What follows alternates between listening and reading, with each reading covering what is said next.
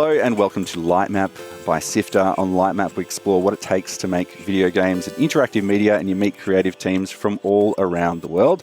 We talk to developers, artists, musicians, writers, vocalists, actors sometimes. My name is Gianni Giovanni, and thanks to my co-host Adam Christou for joining me on this episode. Hello, Adam. Hey, how's it going? Our guests on Lightmap this week are Teddy Dief, director, co-writer, actor, and vocalist, and Claire Jia, co-writer on ARE OFK, a musical episodic biopic about a cool bunch of friends who are just trying to make it in the musical world while struggling through, their day jobs and the pressures of that. Hello to you both. Thank you so much for joining us. Hi, so great to be here. Thanks for having us. That was about as tight of an explanation of the project as I've ever done. So Thank you for doing it for us. Use that for the next one. We can't wait to learn a little bit more about your game that is really interesting and uses a lot of things that you don't commonly see in games these days. But before we do, let's find out what's been making the news this week on SIFTER's news podcast, Walkthrough. Hi, I'm Fiona Bartholomaeus. And I'm Kyle Pauletto. And here are the top stories this week on Walkthrough, SIFTER's weekly news podcast for Sunday, 18th of September. The next Zelda game is Tears of the Kingdom, and we recap this week's huge Nintendo Direct. Tekken 8 revealed at Sony's State of Play. Deathloop and GoldenEye 007 lead the Xbox Tokyo Games Show event. And The Sims 4 goes free to play after 8 years in October. You can get every episode of Walkthrough for free on Apple Podcasts, Spotify, on our website sifter.com.au, or wherever you like to listen every Sunday.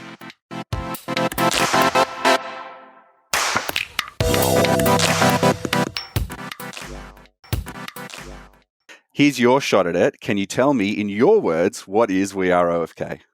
Okay, I usually say We Are OFK is two things, right? It is OFK, which is a virtual band. So like the Gorillas or Hatsune Miku or KDA or Alvin and the Chipmunks or Josie and the Pussycats or like the Monkees, if you're being kind of technical about it.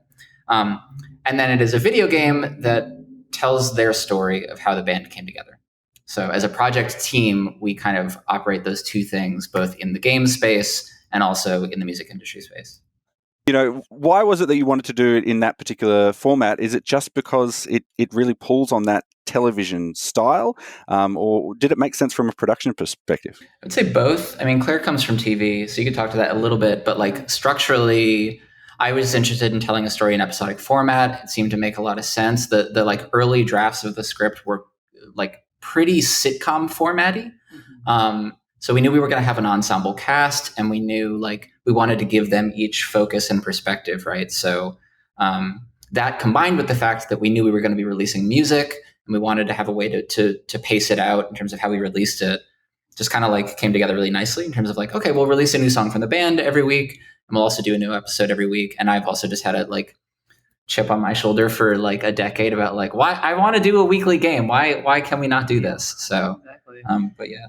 I mean, we really wanted to make a game that felt also very like real, very like in the world that we're living in. So it was important to us to be able to release it as kind of like the characters are living it out in real time. Mm-hmm. Like there's, a week between episodes, there's a week between what's happening to the characters in the story. So yeah, I felt like, it's like for releasing it all at once, it's like the story can't happen all at once. We gotta some time's gotta pass. I feel like I was just thinking about this the other day because I was watching some TV show that like had like clearly no sense of specific time, but it didn't matter. And I was like, why the fuck was I so worried about like, is it a Tuesday or is it a Thursday? Right. Oh yeah. The Saturday, Sunday of it all. It's an important writing process. Big headache. Yeah. I almost want to guess what that show was, but I might leave it to the side. Claire, I'm really curious. You've got a lot of background in television writing. You worked on things like Nora from Queens and Fresh Off the Boat. What was it like coming into this project, and how different was it from traditional TV writing rooms?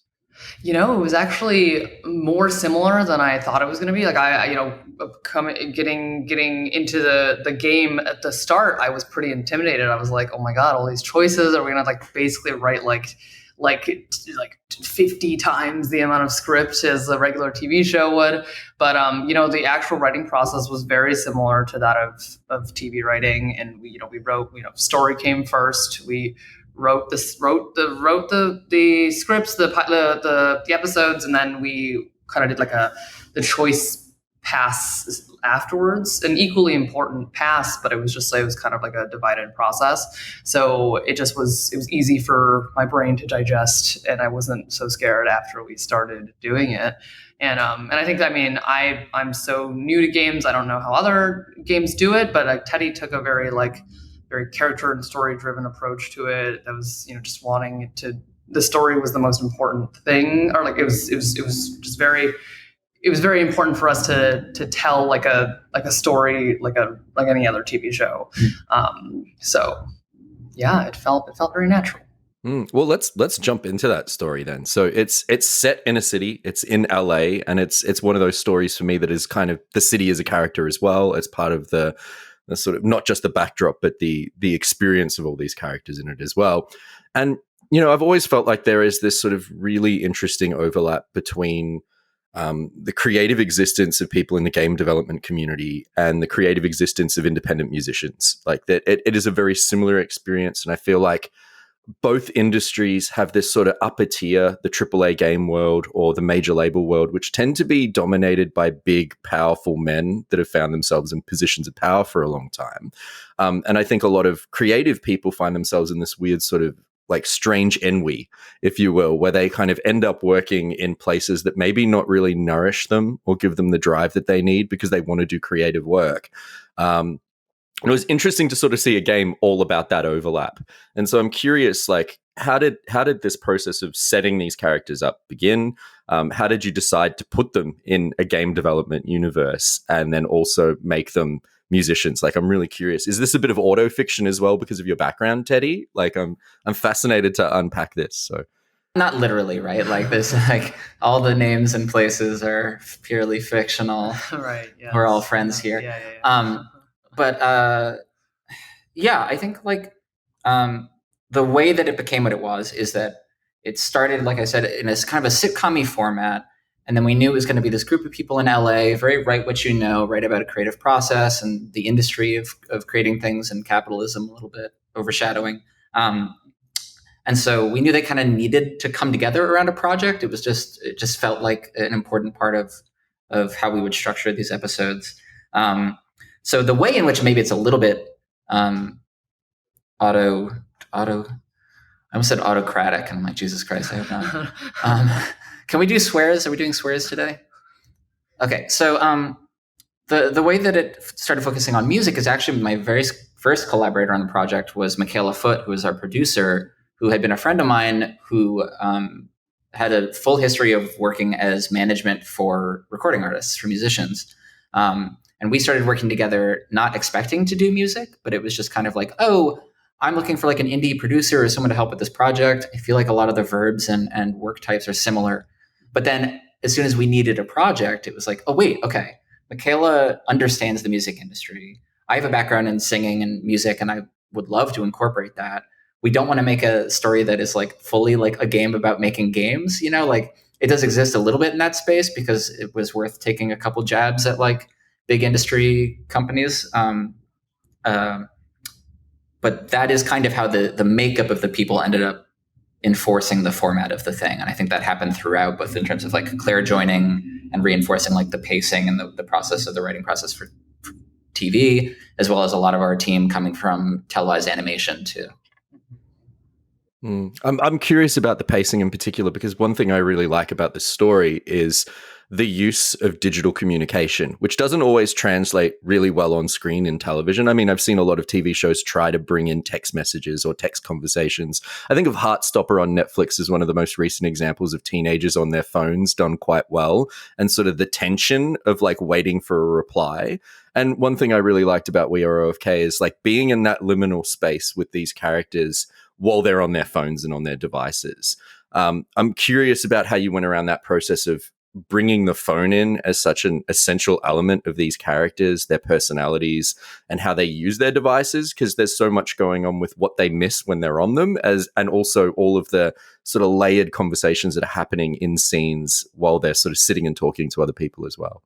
Where do we start?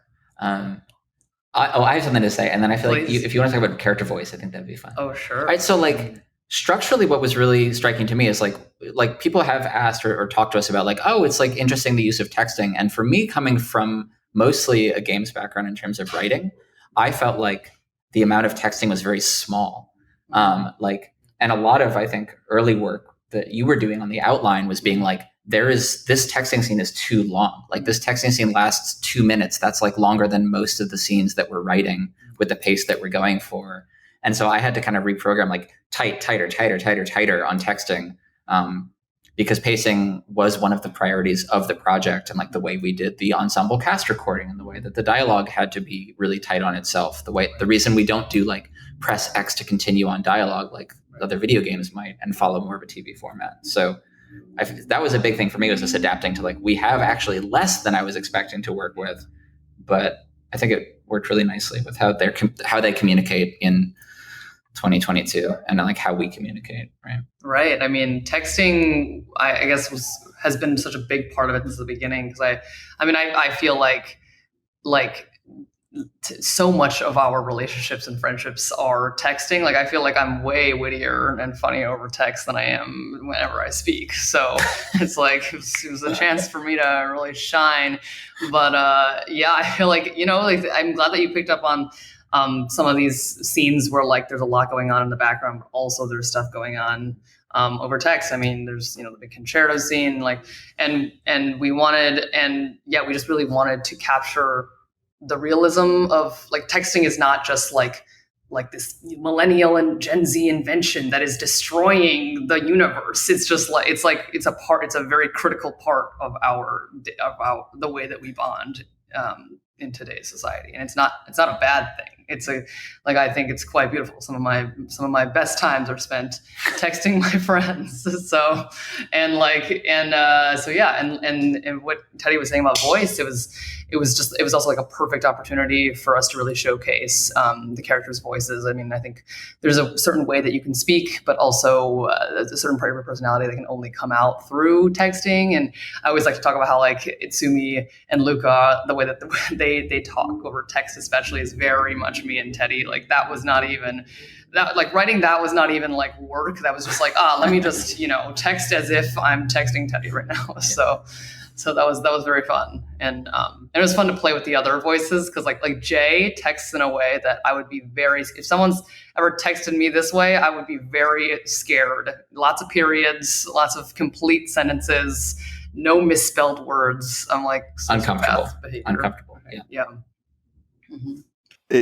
One of the things I really liked is, exactly as you said there, the contrast between the two like lives and conversations of how they're doing it. And one I think I quite liked was the way that the conversations that you were writing for the characters felt very grounded in, in many ways better than a lot of TV shows that I have seen.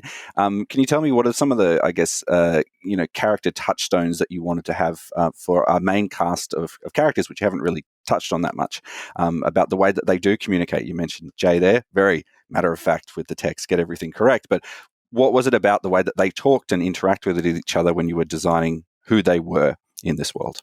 I mean, I think it was definitely a really fun thing to think about, like how they would be communicating over text. And I know Carter is very much someone who texts in a very specific way that we hope translated well between the way that they speak and also the way that they text. They're kind of like someone who is, easily obfuscates what they're really feeling, or talks about something, makes up a story, or describes some like a reference in a book or a movie in favor of actually like opening up and being vulnerable, which we really wanted to emphasize over text. And I feel like with Jay, Luca, and Itsumi, it was very easy to know how that person would text.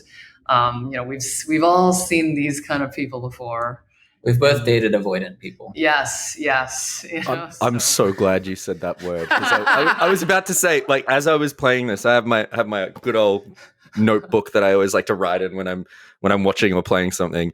And as a queer person, I have done a lot of therapy. I've been in the lucky position to afford it. I think it's a fun experience of growing up queer. And the first thing I started writing down was avoidance and avoidant over and over. And then also me in my 20s, and then underlining that like a million times. And I really liked seeing that on screen, because I think a lot when we think about characters who are queer, when we think about queerness in media, there is this idea to kind of represent like really polished, best of perfected people. And what I really loved about this cast in particular is they are all flawed. They are all in a process of growing up. And a lot of them have avoidant habits or issues with being able to communicate clearly to each other. And so many of the tensions among these characters would be resolved with a sit-down conversation. But I love that there is a naturalness about the fact that they don't do that, because that is kind of what bumbling around in your early and mid-20s is like. It's a lot of feeling out and learning how to have conversations with people in a lot of ways. I'm curious how it came about writing those flaws into these characters, and was there a process where you were like, are we making a character unlikable here? Because what I found was there was so much empathy for all these characters that I didn't feel anyone was ever unlikable, despite flaws that would drive me crazy now. Like, I think that was actually one of the things that for me, like, necessitated texting as part of the storytelling too, is because like, not only is tone different in texting, or like we come across differently, but also like there are things sometimes that I'm unable to say, or have been unable to say, or at least topics I've been unable to broach, like through spoken language, right? And when you're trying to like tell a story about people who are having trouble communicating, but also like keep it tight and try to respect people's time and not have this drag out forever, it's like, cool, okay, like someone has to say something, or something has to happen that's going to get this conversation going. And there are ways to do that without texting, but it just felt important for people who are learning how to express themselves. What do you think? Yeah, I mean, I think I'm so glad that you resonate with these characters as flawed people, because, we want all of them to be three-dimensional. It's like, it's 2022, like queer people can be fucked up too, like people of color can be assholes too. It's just so, we especially, like, I personally like love the kind of like twist of Itsumi's character. She like kind of, I mean, I don't want to give it away. I don't know if, for people who haven't played it yet, I'm not going to say too much, but I feel like we posit her very much as this kind of like more vulnerable character, someone who wears her heart on her sleeve and seems to always be the one that's being hurt by others. But then there's a twist. Like everyone is capable of hurting other people and being hurt. So I'm glad that they come off as flawed but not unlikable.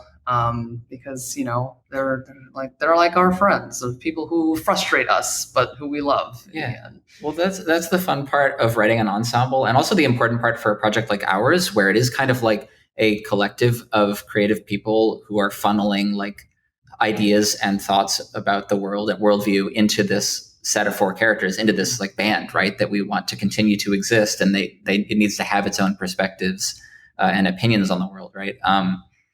And so, like, I don't know, for me, I know I hit a point in our character development where I was like, there's always the danger of making a character too likable, and you can always tell when a piece of work like reeks of like, wow, this is such a self-insert character, and this character's so fucking quippy, and like they really got it, and like they're hot and they're smart, and like, wow, cool. Like, I won't name I might name names eventually if I get mad about this, but yeah, I don't know. Like for me, I know there's something in each one of the main casts where it's like, this is a thing that I have felt guilty about, or shame about, or still is stuff that I have worked on or do work on in therapy. Like, not to use the work as therapy, but just to know, like, these are all things that I have felt and I have done that I don't feel good about, but I'm like aspiring to be a human being who treats other people well, right? So you can like, that's a healthy way, I think, to trust fall into like, let's let these characters fuck up and be shitty and make those mistakes, because like, they're humans. I don't know. Was it easier, or was it an added pressure to be playing a character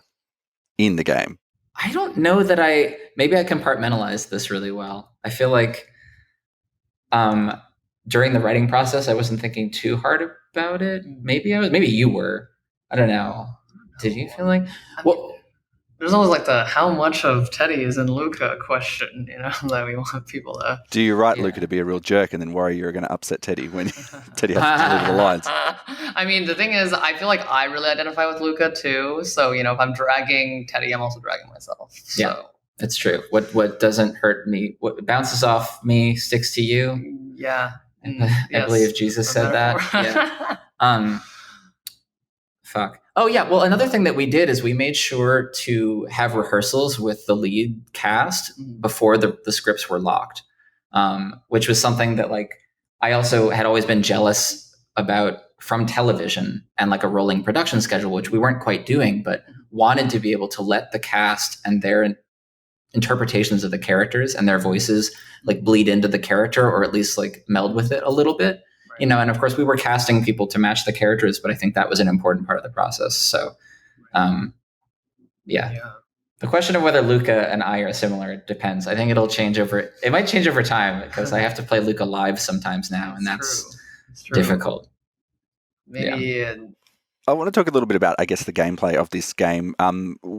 You've landed at a point which is, it really unfolds and you're just presented with choices as you kind of go through. There are some interactive elements in it, especially as part of the musical parts of this game, where you've given a bit more choice. How did you land there for something that people will be playing as an interactive story? Go ahead and set me off on my former narrative design master's student bullshit. Actually, the first prototypes did have some of that stuff. We had walking around and environmental storytelling and all this stuff. And from the beginning, we were choosing to play test and run the material by people who didn't play games, or truly were not comfortable playing games, or weren't that audience. And I think oftentimes people who are making games will say oh, we're making it for people who don't play games. But I'm okay, but you've got action components. So is that really how far can you push that? And for us, we just got a couple, we got some important feedback that was why am I walking around? I want to know what's next, and I don't know how to make it do that. And I don't really care what's on the fridge. I've never read anything that's on the fridge in New Girl or whatever. So I think there was a lot of priorities on the project that we wanted to take control of our choices before interactivity. And interactivity was a fundamental part of it, in terms of wanting people to feel connected to the characters and their choices, wanting them to feel connected to the music with the music videos. But ultimately, when we were prioritizing things like performance and pacing and things like that, it's you hear stories all the times of writers in games where they'll hear from the design team, hey, we cut an entire city from the game, we cut an environment, so rework the outline to fit that. And that happens in a lot of production, and we had our own constraints and cuts and stuff, but we really wanted to let script drive the course of the project. I don't think I actually answered the interactivity question. I think I just said script, but I want to dive into the music now, because the fun thing about this project is there's so many facets, and I feel like we've got to start with virtual bands. Why did you want to create a virtual band, and was it seeing other virtual bands over the years that kind of made you go, I want to do that one day? Or I feel like there were a lot of anti-pillars that I developed over the years for virtual band stuff. It's not I personally specifically were I want to be a virtual band, but I did start thinking about this when I saw Hatsune Miku play in 2016 or something, and I was wow, it actually is really beautiful the way that this performance is able to be I don't know, somewhat larger than life, and it's fictionalized, but also everyone really buys into it, right? This willing suspension of disbelief. But I was also frustrated by the fact that Miku never riffs with the audience, or at least when I saw her, she wouldn't be hey, what's up? How you doing? She couldn't, because that's hard to do with Vocaloid tech. So I guess that was where I started thinking about doing virtual band stuff.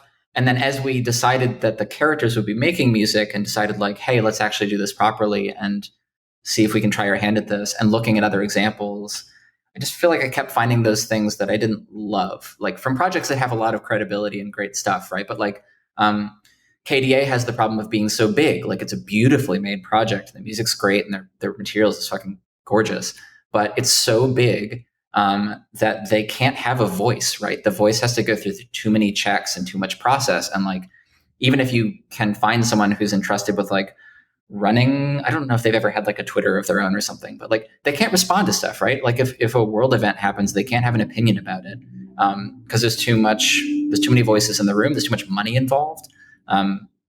There's like literally too many nations involved, right? So like they have kind of blockers in that way. Or also projects that like we're kind of fucking up in terms of representation and making sure like, yo, if you're going to put your characters on a stage or out in the world, like it's rough enough when you see stories that are written by people that don't, that are not reflecting the cast. But even worse if you're trying to like create virtual characters and ask people to engage with them in real life. It's like this better be coming from a place that's informed by some genuine perspective. And like that became crucial to the way that like Michaela Foote and I were building the team from the start. I'm curious about the character of Luca that you inhabit when you play in the band. It's almost like there's layers of performance. What's it like to be Luca in the band? And I'm curious about like performing live as well. You mentioned that it can be a bit challenging. So far, like occasionally I've done interviews as Luca. We do some Twitch streaming, so I do like Twitch live as Luca. And as we start to think about live performances, it's going to be more and more relevant. The two big things that I struggle with is it is hard to perform live, right? Especially if like having to make up lore on the spot. Like, God, I hope I pray we never actually get so popular that people are auditing the shit I've said. It's like, how many cousins do you have on your mom's side? You're like, I don't remember. It's not real, okay? Yeah. But also like personality wise, like Luca is a little bit more like fucking fail apologize. What is the word? Ask for forgiveness, not permission. Like I'm a little bit more like overthinky, cautious, careful, gentle touch, and Luca's a little bit more forward. Yeah. So that can be both cathartic, but also like scary sometimes. Our gender presentations are different. Our sexualities are a little different. So that's something that like I'm still thinking about and still always in therapy about. But and then I think the other thing, just from a production standpoint, that starting to think through is like the fact that as Luca, as the director and as someone who plays a character and who's the singer, like I am this like vertical, right? And like that has helped the project because it allows for some agility. Like I can jump on and record a video greeting for something if we only have a 12-hour turnaround, right? But it also makes it more complicated when dealing with the other characters who are played by performers who like own those characters in their own way, but also are kind of sharing voice with the rest of the team. And we have to go through a bit more of a process. So I am thinking now, we're working on like how we do touring and how we make sure that like it's not the Luca show, because Luca is the front man for the band, but like it is important that not leak out, because like it's so fundamental to the series, right? That like Luca is very forward in the first 2 episodes, and then we just kind of like toss him away because we're like, we get it. Like, we know your shtick. I don't know. Do you have any thoughts on all this? I mean, yeah, I think it's always interesting to hear you talk about like you being Luca versus you being yourself. Yeah, I think it's a lot of things for Teddy to juggle. Voice is a little different. I'm wondering, when you write these songs, do you go into character? Are you Luca when you compose a song and start writing lyrics and thinking of it from a musical sense, or are you going back into Teddy there? I think, well, most of the first 5 songs in the EP were written with Luna Shadows and Thomas Powers, who's half of the Naked and Famous. And so like working with them from the beginning, like they took some cues from our scripts and from the story that we were writing, and like Luna and Tom pulled a little bit of dialogue from the script here and there, and then like worked their magic on it. That's a good question. I mean, I feel like because we discuss it as a band, and because when we talk about OFK as a band, we're kind of talking about the creative collective behind it. There's not as much pressure for me to be like, what would Luca think? Because it's kind of like, here are some thoughts that Luca might have, but these could have come from Jay, these could have come from Carter or Itsu or whoever. Except for Debug, who thankfully cannot speak. Almost spoke. Yeah. Didn't. yeah, so there's less pressure in that context, I think, to write like as Luca. I think that can be a little bit more like an organic process. Curious by the music as well, because, you know, the songs are all deeply informed by modern pop music and, you know, lots of memorable hooks and melodies. And when I think about pop, like at its best, it's about like real emotional highs and lows. And it's about like taking you into an emotional place and like hitting you over the head with it. And I'm kind of curious because like, I feel like the show has sort of done the same thing, and, you know, or the game, if you will. I kind of think of it as a TV show in my brain. But was there a choice to kind of go with this genre in particular, this sort of sound for the band, because of where the story was emotionally heading and how you were approaching these characters in terms of highs and lows of their experiences? It made a lot of sense for it to be somewhere in like a pop space for reasons related to like my singing and my range and the sort of ways that I sing, but also things like we wanted to discuss the industry of music, right?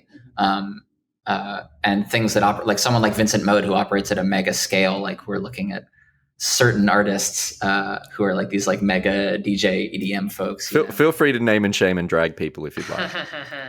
Not on that one, but we're a little bit too like down the street from some of them. Literally, but yeah, I don't know. I mean, I think pop just made a lot of sense. Like I personally like to sing a lot of like either pop or R&B or somewhere in between, and so like pop felt kind of like a good start.